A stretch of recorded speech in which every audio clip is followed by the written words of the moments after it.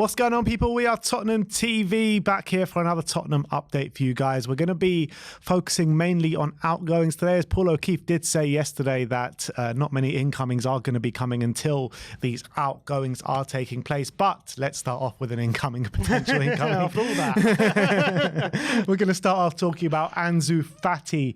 And Davinson Sanchez, a Barcelona correspondent, says that Arsenal and Tottenham are now following the evolution of Ansu Fati's situation at Barcelona. Romano did say as well that Ansu Fati ideally does want to stay at Barcelona, but is open to other opportunities. Yeah, I mean, I'd love him at Tottenham. I think he's a super talent. I think when he broke into the Barcelona team, he was looked like he was broken at 17, and he was getting like, I think it was 7 goals in his first season. And he was looking like a star in the making, like the next big thing out of Barca. And for the next 2 seasons, he really suffered badly with injuries and wasn't able to get consistent game time on the pitch. And his performances when he weren't up to the same standard as they were before his injury. Last season, he did make over 30 appearances, to be fair, in the league, and did start to get back to his best, and I really believe he is back to his best. He's one of the best talents out there in Europe. He's still only 20 years of age, so don't want to judge him too harshly on a couple of seasons where he has been, struggling with injury. Just because of that doesn't mean he can't still have a very long career and a very successful career without those problems. So if we were able to get him in, I think he would be a phenomenal signing. Can play on the wing, can play centrally. I think he's versatile. I think he's a supreme talent, but I don't believe Tottenham could pull this off. Yeah, it's just a question of how much he's actually going to cost. I mean, how much do you think it is? Because I don't think Spurs probably go anywhere close to what Barcelona value him at. And the max we probably go to is probably about 30, 40 million, something like that. And I think with Ousmane Dembele now being sold by Barca, I think there's an avenue back into the first team for him. And I think they could easily reintegrate him and get him back to where he was before that injury, in my opinion, and put their trust in him. And with Ferran Torres as well, hasn't really done it for Barcelona. There's definitely a spot for Ansu Fati in that Barca team if he can grab it. So if I was him, I wouldn't. I don't know why I'd be looking elsewhere. I'd be looking to getting back in that Barca team. Yeah, I don't think it's a question of his loyalty to Barca or not loyalty, but him believing himself he can fit into that Barcelona team. I think it's more of a case of Barcelona actually trying to push him out. And if I was him, I would say no. I'm going to battle my way back in the team, and I would back myself to do it if I was Ansu Fati. But if they're really desperate to get him out of the door, can I see Tottenham really being in the running for him? I don't know. I just find it hard to believe. I would love to believe that it's possible. I really would, because I think he would fit in right into Postecoglou's team on the wing. But I just find it hard to believe this is actually something that we can pull off. Yeah, I found it hard to believe we'd pull off Giovanni Dos Santos, but we did it. No, I'm joking. But I think Ansu Fati would be a brilliant signing for us, but I guess we'll have to keep an eye on that one. Romano did say keep an eye on Ansu Fati until the last knockings of the window. He believes that there could be some movement there. But let's move on to the outgoings now. Japhet Tanganga, Gianluca Longari says that Inter Milan are considering signing Tottenham defender Japhet Tanganga. Spurs are open to initially loaning the player, but with an obligation to buy. DiMarzio says that Tanganga is under consideration by Milan as they are very concerned about their defence. However, he has interest from Premier League clubs, but the defender is currently holding out for a move to Inter Milan. I mean, we hear these links every single summer now with Japhet Tanganga. Nothing ever seems to happen, but surely at some point something has to give.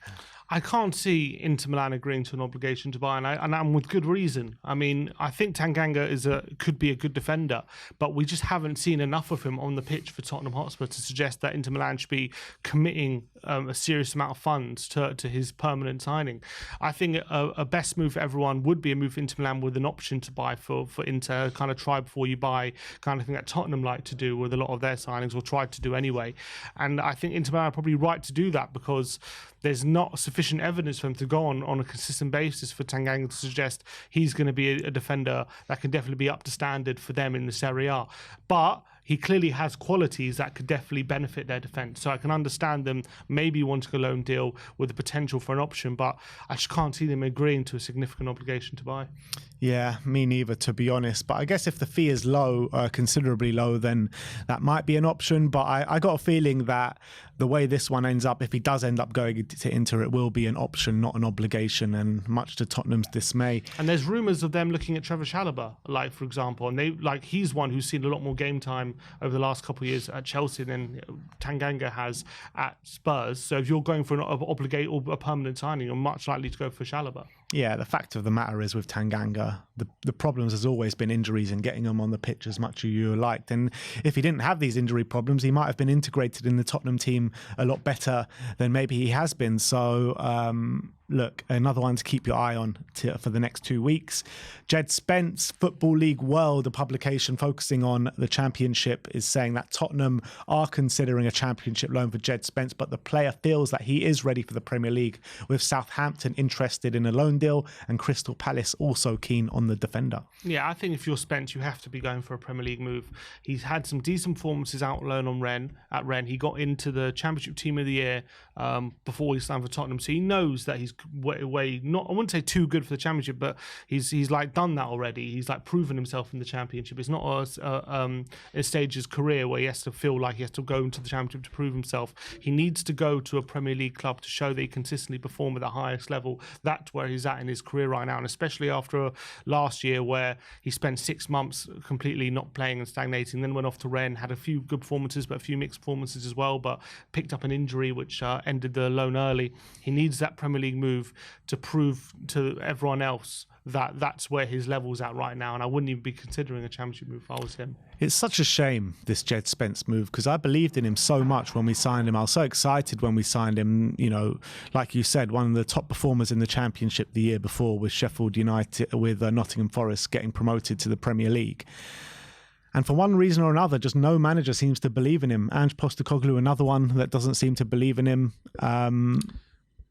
I thought he had the qualities to really succeed at Spurs. I think the difference between Ange and maybe Conte is Conte literally had Emerson and Doherty stinking out the place week in, week out without giving Spence a chance. I think Ange is in a bit of a different situation where he's got Emerson in a different form now, and he's got Pedro Porro on the right-hand side. There's not really space for Spence in that squad. And they're young fullbacks, they're young players in their own right, you know, in the early 20s still. So I think it's different case for Ange. I don't think it's a case of Ange not trusting him. I think it's Ange just making a tough decision because there's just no space for him.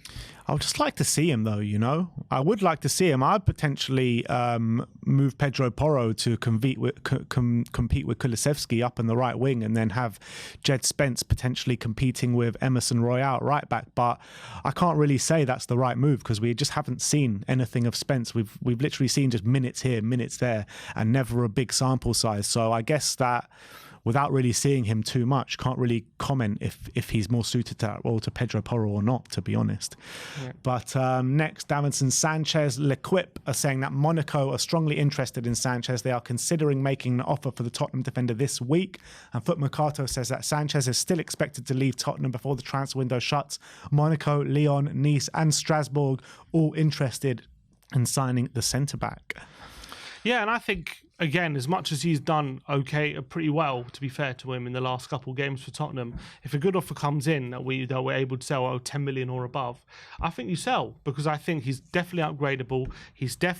I don't think he's ever going to be that centre back, as much as he's quite strong and he's good with his recovery pace. So I do think he can maybe fill in there occasionally. He's never going to be that centre back on the ball that's going to help us progress the ball and keep possession in an effective way to really help attack other teams and with our possession-based game. At the end of the day, Ange needs his centre-backs to be very competent on the ball.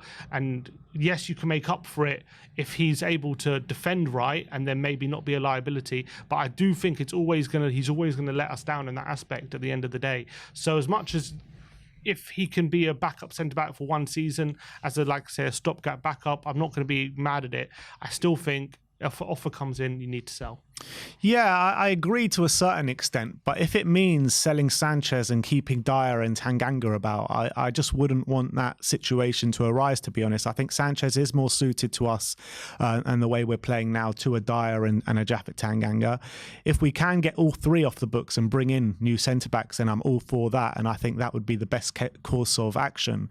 But if it means Sanchez leaving and that means Eric Dyer is going to stay and Eric Dyer is going to play a role in our team for this coming season, I'll be completely against that. And I think Sanchez has already shown in the small sample sizes that he can play that role better than an Eric Dyer, to be honest. What I'm worried about is both staying. Yeah. That's what I'm worried about. And if we can get one of them out the door, even if it means the other one stays and we can get someone in, that's what I would prefer.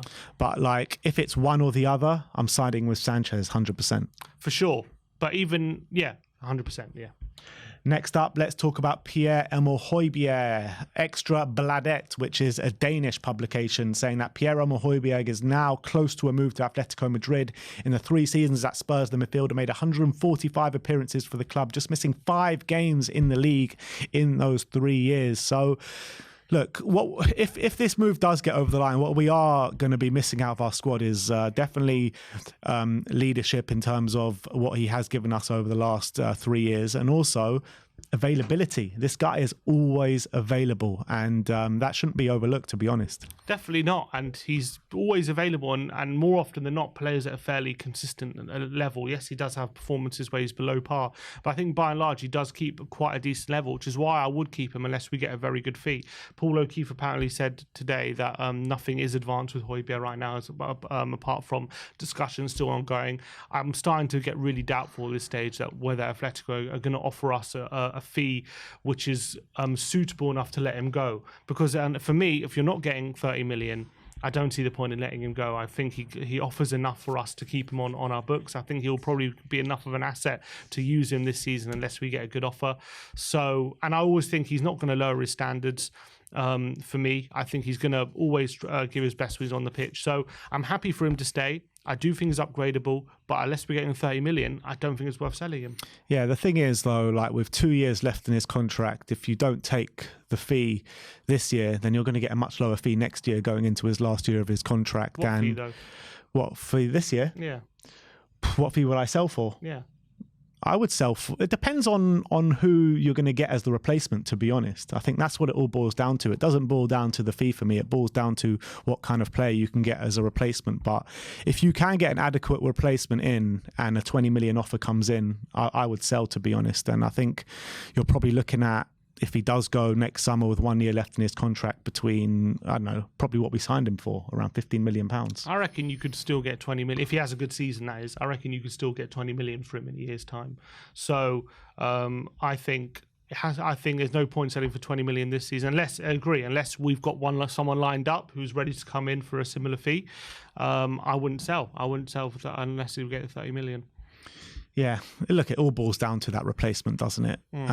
So, I mean, for me, the fee is a bit secondary when you're talking about the replacement, to be honest. But I guess, look, he's been a key member of the team for the past 3 years, so you don't want to let him go for free, do you? And it's not like he's been stinking out the place, and it's not like his attitude has been the problem. I mean, he's a good professional and a good guy to have around. Yeah. Sergio Reguilon, Mati Moreto says that Sociedad have almost agreed terms with Sergio Reguilon. Sociedad must now negotiate a deal with Tottenham, and they are hoping for a loan with an option to buy. So they've done the easy part. Now is the hard part. Exactly. Always the negotiation with Tottenham and Daniel Levy is always going to be the big stumbling block for any signing, to be honest. But I guess it's positive that he's showing a willingness to go over to Sociedad. I think it would be a good move for him. I think going back to Spain as well, where he really had his best performances, I think Sociedad are getting a good left back if they were able to get over the line. But Tottenham signed him for 25 million. They're going to want to recoup some of that fee, and clubs around Europe, especially in Sociedad's position, that's quite a big outlay for them. I obviously think Tottenham probably would accept something like 10 million or 12 million, but even that is going to be difficult for a club like Sociedad to obtain. It's going to be a big move for them. So I think that's why they're going for a loan with an option. And do Tottenham want to do that? I mean, I would suggest yes, just to get the numbers out so we can get people in.